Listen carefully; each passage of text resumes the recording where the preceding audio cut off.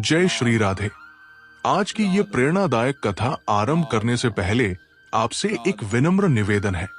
गरुड़ पुराण में कहा गया है कि अधूरी कथा या शिक्षा व्यक्ति के लिए पाप का कारण बनती है। इसलिए कृपया इस कथा को अंत तक अवश्य सुने। यदि आप भगवान के सच्चे भक्त हैं और सनातन धर्म में अटूट विश्वास रखते हैं तो इस वीडियो को अभी लाइक करें, चैनल को सब्सक्राइब करें और कमेंट में श्री राधा लिखकर अपनी आस्था व्यक्त करें।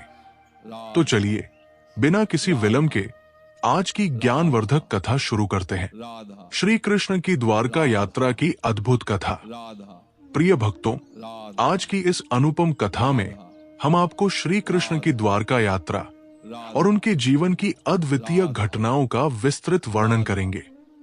ये कथा न केवल उनकी दिव्य लीलाओं का वर्णन करेगी बल्कि हमारे जीवन में भक्ति, प्रेम और कर्तव्य के महत्व को भी रेखांकित करेगी। मथुरा से द्वारका की यात्रा। कंस के वध के बाद मथुरा में श्री कृष्ण और बलराम ने धर्म की स्थापना की, लेकिन मथुरा के प्रति जरासंध का विद्वेष बढ़ता ही गया। वो कंस का ससुर था और उसने मथुरा पर बार बार आक्रमण किया। मथुरा के लोगों की सुरक्षा के लिए श्री कृष्ण ने द्वारका नामक एक नए नगर की स्थापना की। ये नगर समुद्र के मध्य में स्थित था और अत्यंत सुंदर तथा सुरक्षित था। द्वारका की स्थापना। श्री कृष्ण ने विश्वकर्मा जी को द्वारका के निर्माण का कार्य सौंपा। विश्वकर्मा ने अपने अद्वितीय शिल्प के माध्यम से द्वारका को अद्भुत सुंदरता और सुरक्षा प्रदान की। ये नगर जल और स्थल दोनों से जुड़ा था। द्वारका में श्री कृष्ण और उनके परिवार के सभी सदस्य निवास करने लगे। सुभद्रा हरण की कथा। एक दिन अर्जुन द्वारका आए। उनका उद्देश्य था श्री कृष्ण की बहन सुभद्रा से विवाह करना। श्री कृष्ण ने अर्जुन की योजना का समर्थन किया और उन्हें सुभद्रा को हरण करने में सहायता की। अर्जुन ने सुभद्रा को रथ में बिठाकर हरण कर लिया और द्वारका से निकल पड़े।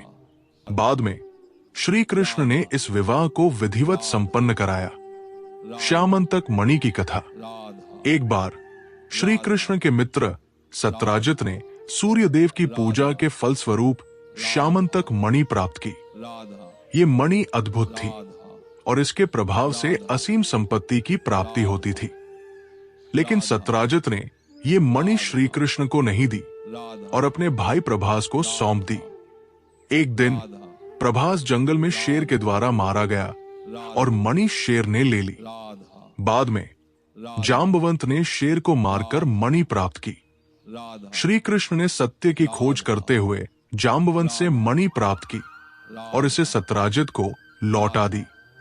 सत्राजित ने अपनी भूल स्वीकार की और अपनी पुत्री सत्यभामा का विवाह श्री कृष्ण से करा दिया। श्री कृष्ण और नरकासुर वध। नरकासुर, जो एक दुष्ट राक्षस था, उसने अनेक कन्याओं का अपहरण कर उन्हें बंदी बना लिया था। उसके अत्याचार से सभी देवता और मनुष्य त्रस्त थे। श्री कृष्ण ने अपनी पत्नी सत्यभामा के साथ नरकासुर का वध करने का संकल्प लिया।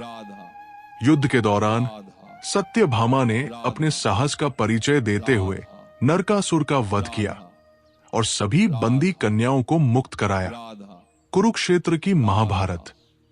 महाभारत युद्ध के समय श्री कृष्ण ने अर्जुन के सारथी के रूप में महत्वपूर्ण भूमिका निभाई। उन्होंने अर्जुन को भगवद गीता का उपदेश दिया, जिसमें धर्म, कर्म, भक्ति और ज्ञान का अद्वितीय संयोग था। गीता का उपदेश आज भी हमारे लिए प्रेरणा का स्रोत है और जीवन के सही मार्ग पर चलने का मार्गदर्शन करता है। द्वारका का शांति और समृद्धि का युग। श्री कृष्ण के नेतृत्व में द्वारका ने शांति, समृद्धि और भक्ति का युग देखा।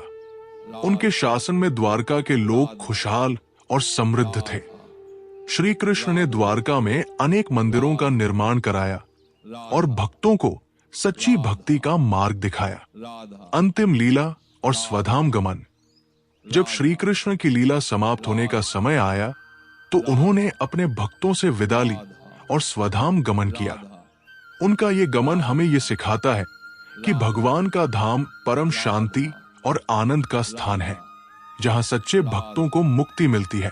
प्रिय भक्तों, इस कथा के माध्यम से हमें ये समझने को मिलता है कि श्री कृष्ण का जीवन हमारे लिए एक प्रेरणा का स्रोत है।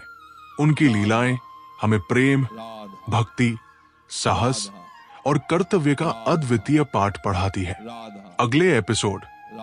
अगले एपिसोड में हम आपको श्री कृष्ण की बाल लीलाओं और उनके अद्वितीय चमत्कारों का विस्तृत वर्णन करेंगे। तब तक अपने मन को श्री राधा और श्री कृष्ण के प्रेम में रमाएं। जय श्री राधे।